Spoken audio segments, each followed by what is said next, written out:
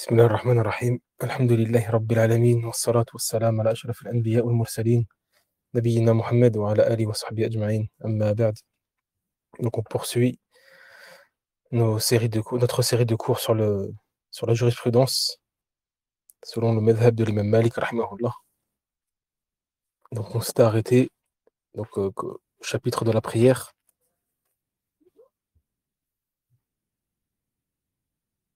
On s'est arrêté au rattrapage des prières.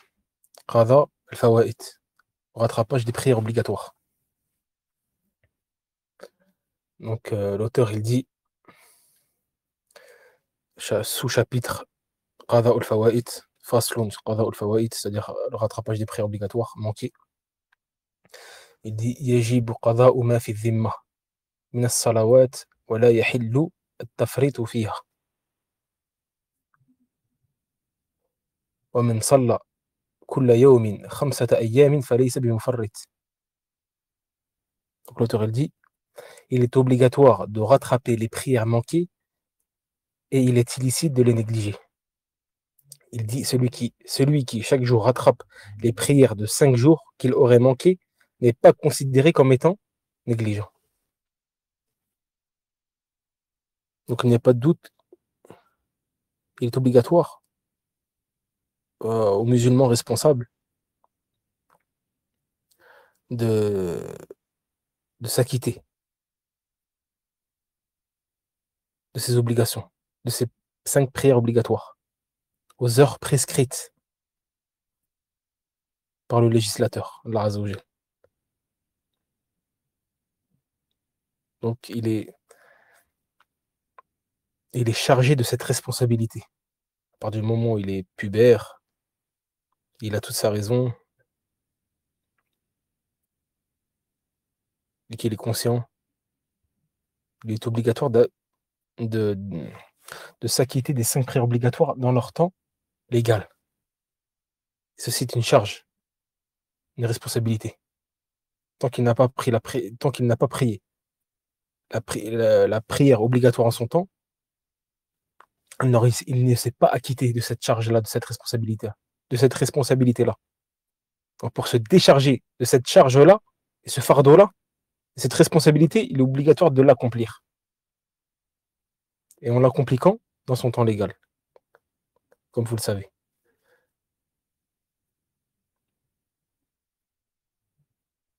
Et s'il s'avère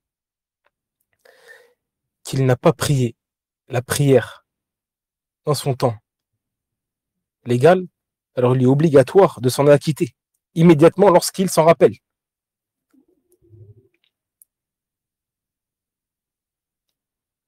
Quitte à la prier en dehors de son temps. Donc s'il ne la prie pas en son temps légal, il est obligatoire de la prier en dehors de son temps, lorsqu'il s'en rappelle, il s'en souvient.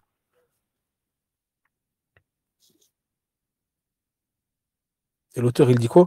Il dit وَلَا يَحِلُّ التَّفْرِيطُ فِيهَا. Donc il est illicite de les négliger, même si son temps légal est sorti. Il dit celui qui chaque jour rattrape 5 jours de prière qu'il a manqué n'est pas considéré comme étant négligent. Donc il dit en gros celui qui a plusieurs prières à rattraper, il doit prier au moins 5 jours.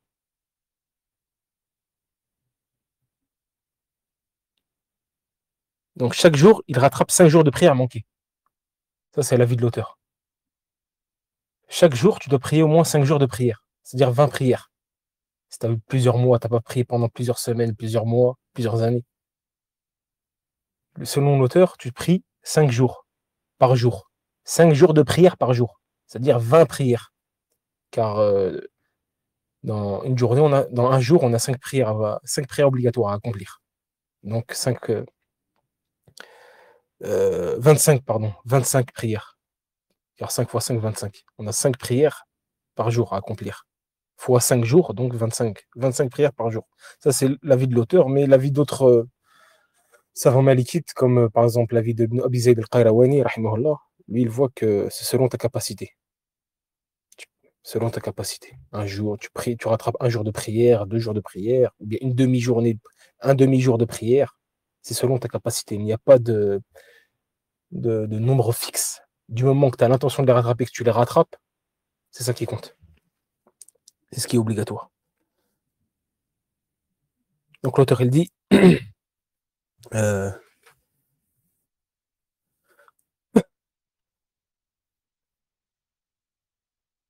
ويقضيها على النحو ما فاتته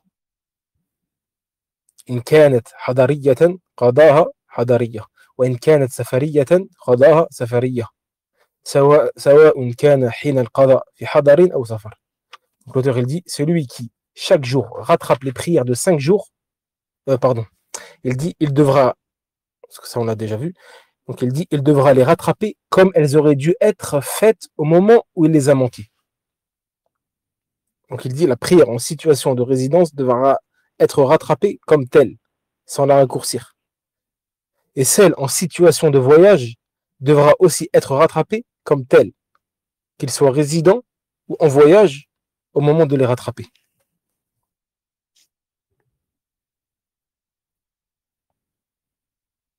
Donc là, en fait, il dit, donc ce qui est considéré pour rattraper une prière, c'est quoi? Donc, c'est de rattraper une prière obligatoire manquée selon la situation dans laquelle on l'a ratée. Si c'est en situation de résidence, alors on rattrapera cette prière sous cette forme-là. Même si, euh, même si c'est en voyage qu'on la rattrape. C'est ça qui veut dire l'auteur. C'est-à-dire, en fait, l'auteur, il veut dire que on rattrape les prières manquées de la même manière que si on ne l'avait pas manqué. Comme la règle le dit, euh, l'accomplissement des prières, euh, euh, l'acte que l'on rattrape, c'est-à-dire la prière que l'on rattrape, est en fonction de l'acte effectué en son temps. Et en fonction de la manière dont on doit la, la, la, la, la, la faire en son temps normal. Donc si c'est en situation de résidence, on a raté une prière lorsqu'on était résident. Donc j'ai raté, par exemple, une personne m'a raté la prière du Zohar et a sorti cette prière-là de son temps légal. Donc il est obligatoire de rattraper cette prière du Zohar. Et comme il est résident, il doit la rattraper en priant 4 unités de prière. Donc même il est en voyage, il doit rattraper cette prière-là qu'il n'a pas priée lorsqu'il était résident. Malgré qu'il est en voyage, ici, il ne va pas raccourcir sa prière. Il ne doit pas raccourcir sa prière. Pourquoi? Car il devra rattraper la prière comme elles auraient dû être faites au moment où il les a manquées.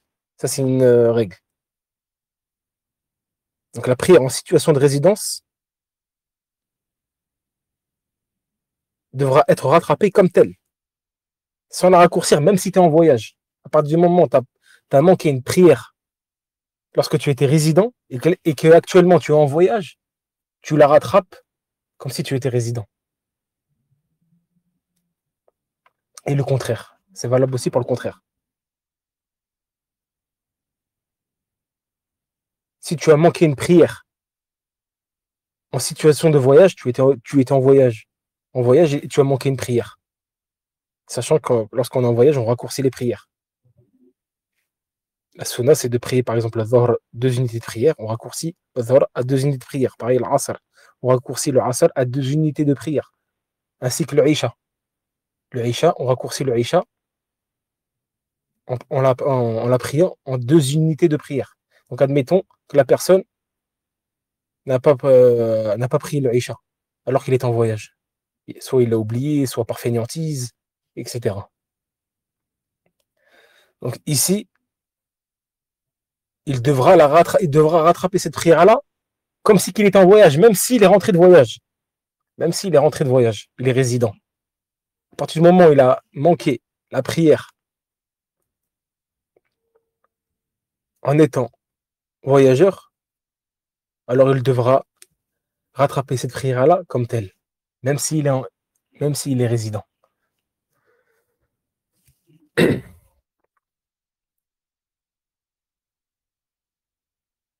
Et c'est pareil aussi pour la manière de la prier. Donc, si par exemple la personne a raté ou a manqué une prière, par exemple de nuit, comme le Isha, le Maghreb ou le Isha, ce sont des prières qui se font la nuit, et qu'il va les rattraper le jour, alors il les rattrape en les priant à voix haute. Pareil pour la prière de jour. S'il a manqué une prière de jour, par exemple, il a manqué le Asr, et qu'il s'en souvient la nuit, alors il rattrape la prière du Asr à voix basse, même si il l'a pris la nuit. Car à la base, les prières de nuit se font à voix haute, comme le Maghreb, l'Aïcha, c'est à voix haute. Pareil, la prière de nuit, Qiyam al-Layl. La base, c'est que les prières de nuit se font à voix haute, et les prières de jour se font à voix basse. Ça, c'est la base. Donc, c'est pour ça qu'il faut rattraper la prière manquée de la même manière que si on ne l'avait pas manqué. Ça, c'est une règle. L'acte que l'on rattrape est en fonction de l'acte effectué en son temps. Donc, par exemple, si je dois rattraper une prière de nuit, par exemple le Aïcha, une personne a oublié de prier l'Aïcha, ou bien par fainéantise, a délaissé par fainéantise, et qu'il veut la rattraper, que c'est la journée, alors il la rattrape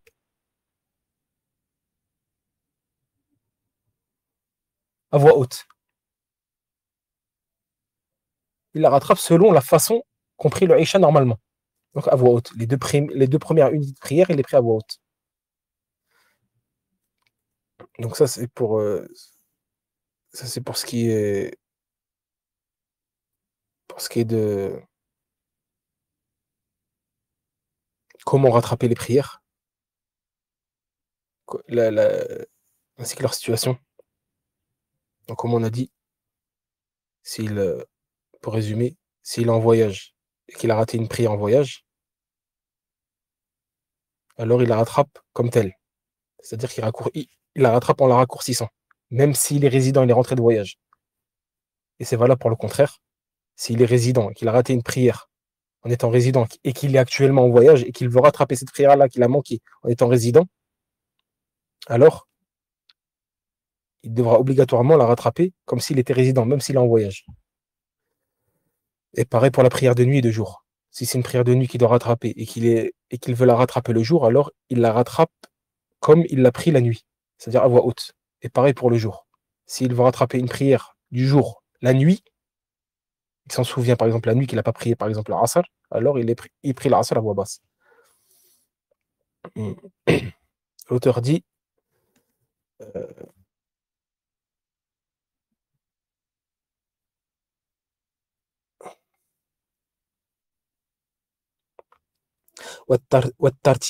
والترتيب بين الحاضرتين وبين يسير الفوائد مع الحاضرة واجب مع الذكر. Je sais pas si j'ai cité la preuve aussi. Ce qu'on a dit tout à l'heure. Le prophète sallam, il a dit que quiconque manque d'accomplir une prière au moment prescrit, le prophète sallam, il dit quoi? Quiconque manque d'accomplir une prière au moment prescrit à cause du sommeil ou par oubli, qu'il l'accomplisse dès qu'il s'en souvient. Qu'il l'accomplisse dès qu'il s'en souvient. Donc ça concerne la manière de l'exécuter. C'est quiconque manque d'accomplir une prière au moment prescrit à cause du sommeil ou par oubli ou par fainéantise, on comprend aussi cela par fainéantise, qu'il l'accomplisse dès qu'il s'en souvient. Donc qu'il l'accomplisse.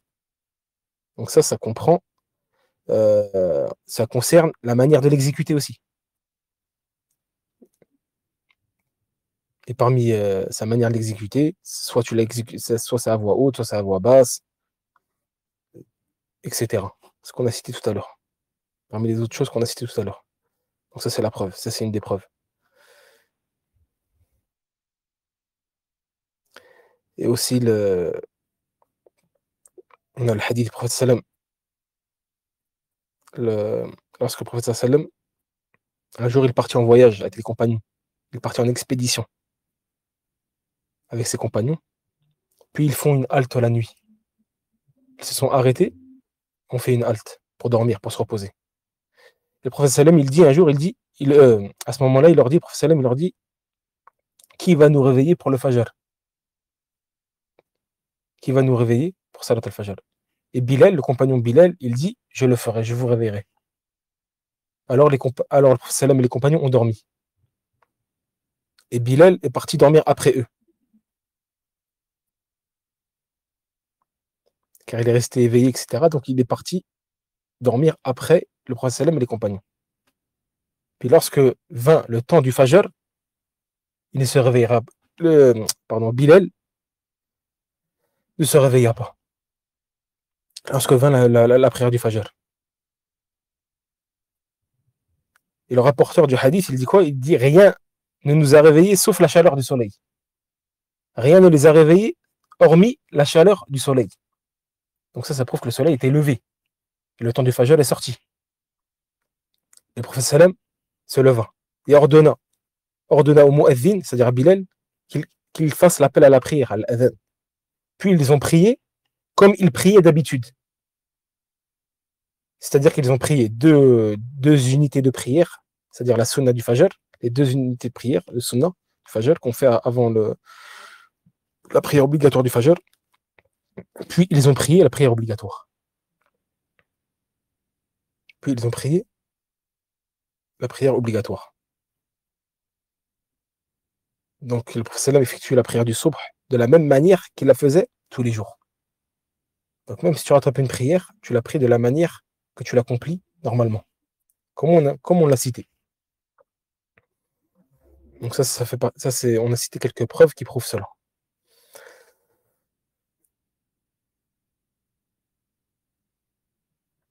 Non. Euh,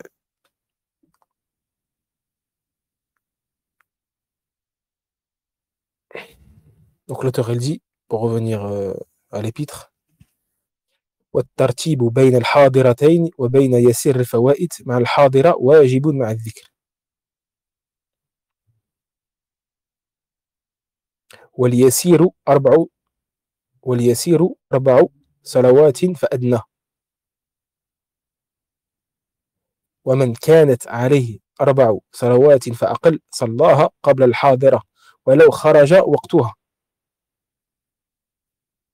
L'auteur il dit quoi? Respecter l'ordre. Ou bien on va traduire par parce que j'ai pas trop aimé cette traduction là. L'auteur il dit il est obligatoire aux fidèles de respecter l'ordre quand ils s'acquittent de 2 prières et d'un petit nombre de prières manquées s'ils s'en rappellent. Il est obligatoire aux fidèles de respecter l'ordre quand ils s'acquittent de 2 prières dont on peut regrouper ou qui ont un temps associé. Ou de respecter l'ordre entre la prière du moment, la prière actuelle et les prières manquées. S'ils s'en rappellent.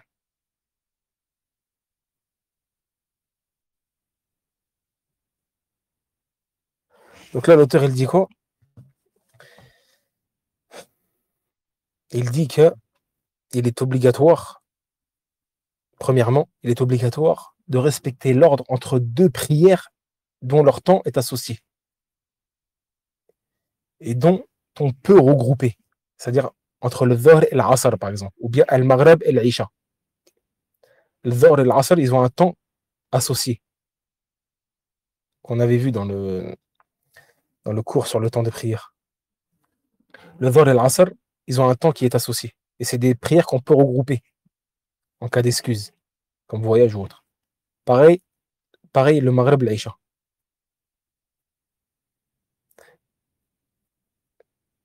Donc il est obligatoire de respecter l'ordre entre ces 2 prières-là. Par exemple, une personne, la prière actuelle qu'elle doit prier maintenant, le temps légal maintenant, c'est l'Asr. Elle n'a pas prié le Dhuhr, elle a oublié de prier le Dhuhr. Soit elle a oublié, ou par fainéantise, ou autre. Parce qu'elle dormait. Là, c'est le temps du Asr. La prière actuelle, la prière du moment, est la prière du Asr. Donc, pour que sa prière soit valable, pour que sa prière du Asr soit valable, il lui est obligatoire de prier avant le Dhuhr, de respecter cet ordre-là. Pareil pour le Maghreb et l'Isha, car ce sont deux prières qu'on peut regrouper, qui ont un temps associé. Ils sont associés dans le même temps. Pareil pour le Maghreb et l'Isha. Admettons qu'une personne a oublié de prier le Maghreb, ou l'a délaissé par fainéantise, ou autre, excuse. Ou autre chose, yani. Autre raison. Donc, pour que son Aïcha soit valide, il lui est obligatoire de respecter l'ordre, c'est-à-dire de prier d'abord le Maghreb avant le Aïcha. Et même raisonnement pour le Dhuhr et l'Asr. S'il s'en souvient, si la personne s'en souvient. Admettons que la personne n'a pas prié le Dhuhr et se souvient qu'elle n'a pas prié le Dhuhr. Malgré ça, elle rentre dans la prière du Asr. Elle fait la prière du Asr. Sa prière du Asr s'annule. Automatiquement, elle s'annule. Il est obligatoire de sortir de la prière du Asr et de prier le Dhuhr, puis le Asr. Ou bien, elle ne se rappelle plus. La personne ne se rappelle plus. Elle rentre dans la prière du Asr. Elle fait la prière du Asr. Et pendant la prière du Asr, elle se rappelle qu'elle n'a pas prié le Dhuhr. Alors, il est obligatoire ici de couper sa prière du Asr. Parce que sa prière, à partir du moment où elle se rappelle qu'elle n'a pas prié la prière du Dhuhr, automatiquement, sa prière du Asr s'annule, est invalide.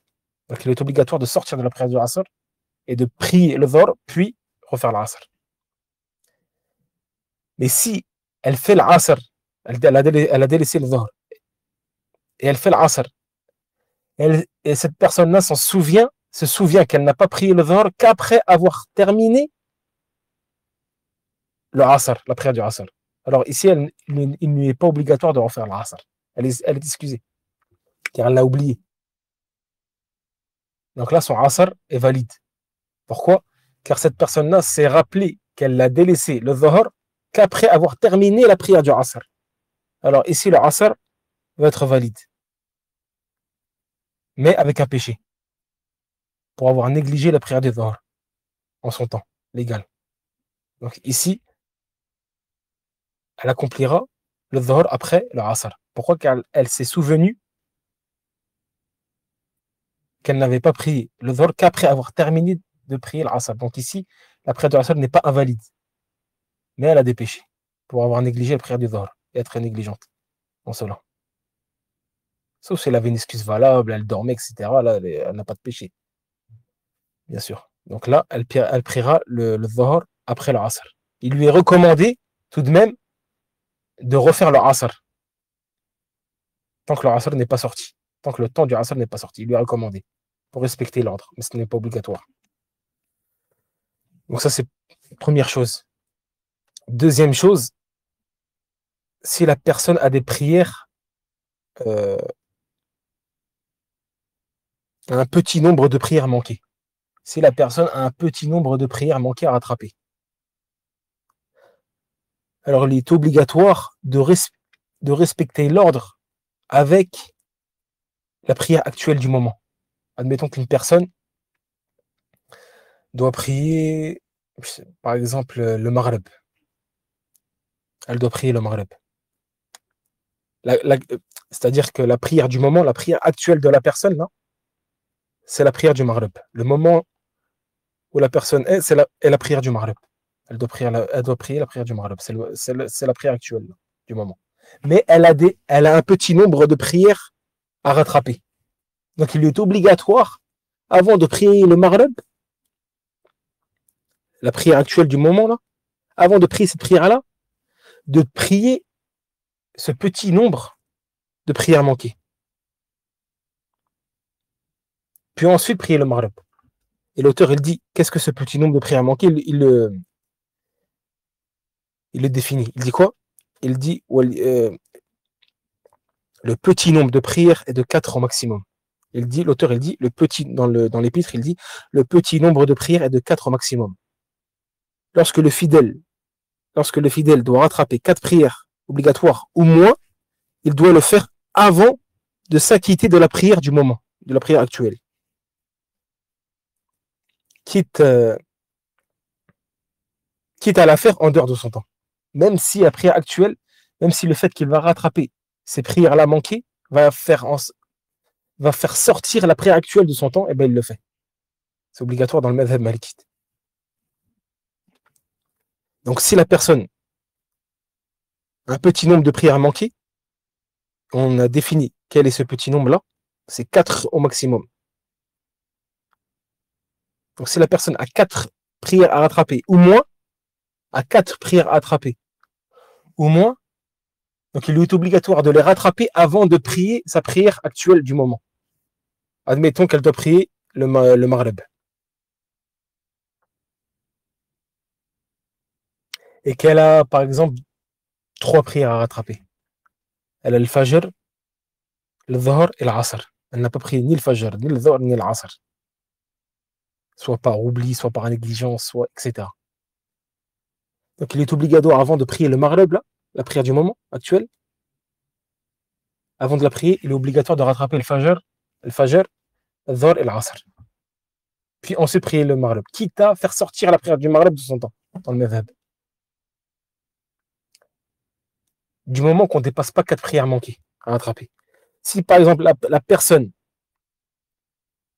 a plus de 4 prières à rattraper, c'est-à-dire 5, 6, 7, 8, 9, 10, etc., etc., alors ici, il n'est pas obligatoire de respecter l'ordre. Au contraire, elle prie la prière actuelle, par exemple ici le Maghreb, elle prie le Maghreb. Puis ensuite, elle rattrape ses prières. Parce qu'on a dit que lorsque le fidèle doit rattraper 4 prières obligatoires au moins, il doit le faire avant de s'acquitter de la prière du moment actuel.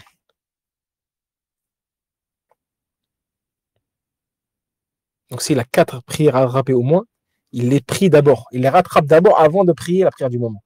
Et s'il ne le fait pas, admettons qu'il fait le Maghreb, par exemple le Maghreb, avec l'exemple du Maghreb, il fait sa prière du moment qui est le Maghreb, puis après, rattrape ses 3 prières. Alors ici, ça n'annule pas sa prière du Maghreb, contrairement au premier cas qu'on a vu tout à l'heure. Là, ça ne va pas annuler sa prière du Maghreb. Sa prière du Maghreb est valide, mais il aura un péché.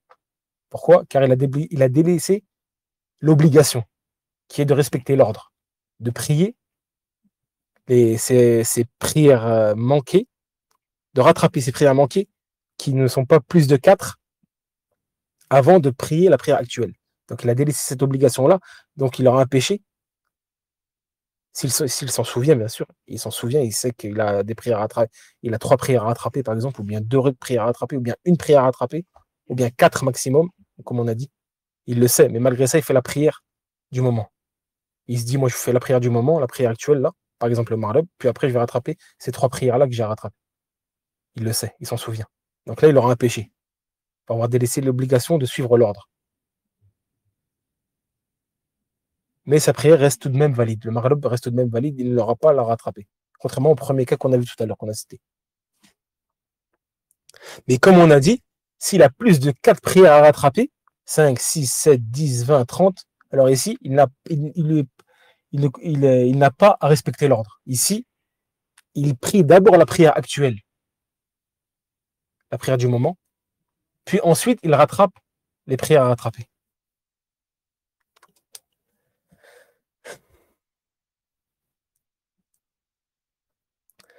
Troisième cas,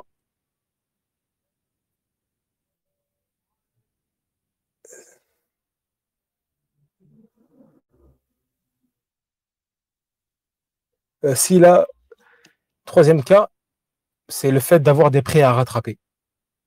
La personne a des prières à rattraper, a 3 prières à rattraper. Il n'y a pas de prière, là, il n'a pas à prier de prière actuelle, par exemple. Et il se souvient, il n'y a pas de prière à prier, il se souvient qu'il a des prières à rattraper, il y a quelques jours, ou bien hier, avant-hier, il y a une semaine, il se souvient. Il dit, Allah al-Musta'an, j'ai oublié de prier tant de prières tel jour. Par exemple, il a 5 prières à rattraper. Un jour complet, il n'a pas prié. Il n'a pas prié le Fajr, le Dhuhr, l'Asr, le Maghrib, l'Isha. Et il s'en souvient.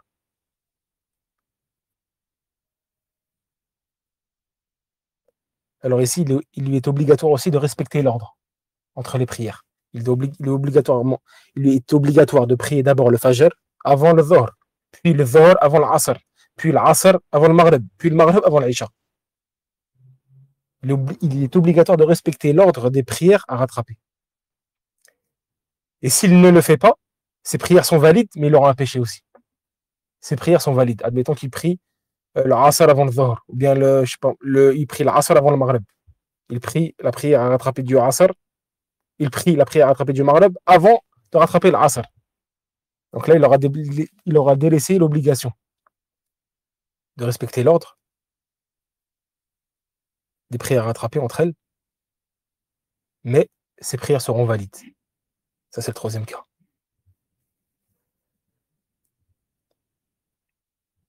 Et quant à son jugement, le jugement est obligatoire de rattraper les prières. Dès que tu te souviens, ou dès que tu as la capacité de les prier, tu les rattrapes. À partir du moment où tu t'es souvenu que tu n'as pas prié telle prière, tel jour, ou à tel moment, ou aujourd'hui, c'était aujourd'hui, ou hier, ou avant-hier, ou il y a un mois, il y a 2 mois, il y a 10 ans, tant que tu étais pubère, il est obligatoire de les rattraper. Selon ta capacité.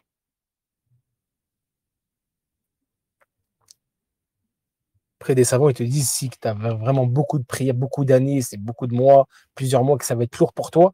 Certains savants, comme Ibn Taymiyyah, etc., disent que le fait de se repentir sincèrement, c'est suffisant. En faisant des prières surrogatoires pour compenser ce manque-là. Tu fais des prières surrogatoires, tu te repens sincèrement en faisant des prières surrogatoires, etc., pour compenser ce manque-là. Et ce sera suffisant. Si tu as beaucoup de prières et que ce sera lourd pour toi, que ça peut aussi t'empêcher de faire après la prière dans le futur. Tu sais que tu as beaucoup de prières, beaucoup d'années ou beaucoup de mois, et tu sais que ce fardeau-là va t'empêcher d'être sur le droit chemin et de prier. Alors ici, il n'était pas obligatoire de les rattraper. À partir du moment où tu t'es repenti sincèrement, car le repentir sincère efface les péchés, tous les péchés. Si c'est lourd pour toi, que tu avais beaucoup d'années, beaucoup de mois, etc. Ça, c'est l'avis d'Ibn Taymiyyah, rahimahullah, et de certains savants contemporains.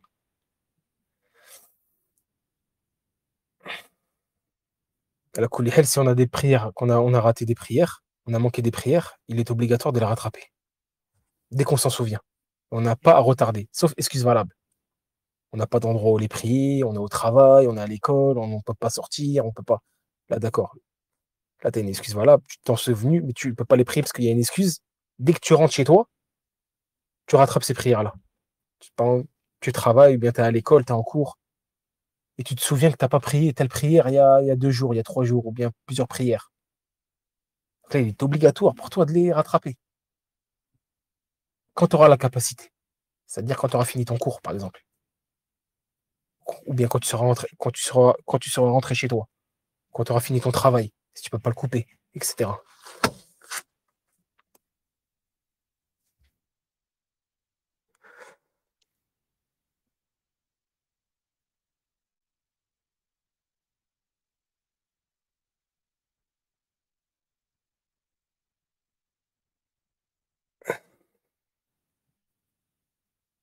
Donc on va s'arrêter là, Inch'Allah.